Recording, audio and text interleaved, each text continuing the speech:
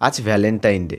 আজকের দিনে কেউ কেউ রেড ভেলভেট কেক কিনে আনবে বা কেউ কেউ নিজের হাতে বানাবে। নমস্কার, আমি শুভদীপ। 50 দিন মিনি ব্লগ চ্যালেঞ্জের আজকে আমার 8 নম্বর দিন। তো আজকে আমি বানাচ্ছি রেড ভেলভেট কাপ কেক, তাও একটু নতুন পদ্ধতিতে। তোমাদের একটা জিনিস বলি, এই রেড ভেলভেট কেক বা যে কোনো কেক ডিম দিয়েও হয়, আবার ডিম ছাড়াও হয়। তোমাদের কোনটা ভালো লাগে তোমরা কমেন্ট করে জানিও। তো আজকে আমি ডিম ছাড়াই রেড ভেলভেট কাপ কেক বানাচ্ছি, সেই জন্য বাটার মিল্ক বানিয়ে নিয়েছি। এবার শুকনো উপকরণগুলো মিশিয়ে নেব।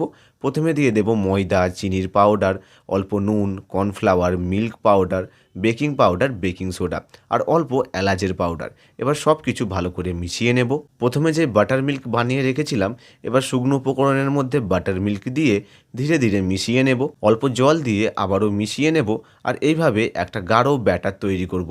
রেড ভেলভেট কাপকেক বানানোর জন্য রেড কালার লাগবে, তো আমি এখানে অল্প পাউডার রেড কালার অ্যাড করে দিয়েছি। এটাও কিন্তু ফুড কালার, আর তোমরা চাইলে যে কোনো লিকুইড কালারও ব্যবহার করতে পারো। এবার ভালো করে মিশিয়ে নেব। তো ভিডিওর শুরুতে তোমাদের বলেছিলাম না, একটু নতুন পদ্ধতিতে কাপকেক বানিয়ে দেখাবো।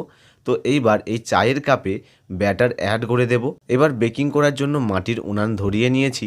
কোণার মধ্যে অল্প বালি দিয়ে 10 মিনিটের মতো ফ্রিহিট করে নিয়েছি। এবার স্টিলের প্লেটের মধ্যে কাপগুলো সাজিয়ে রেখে দিয়েছি বেকিং করার জন্য।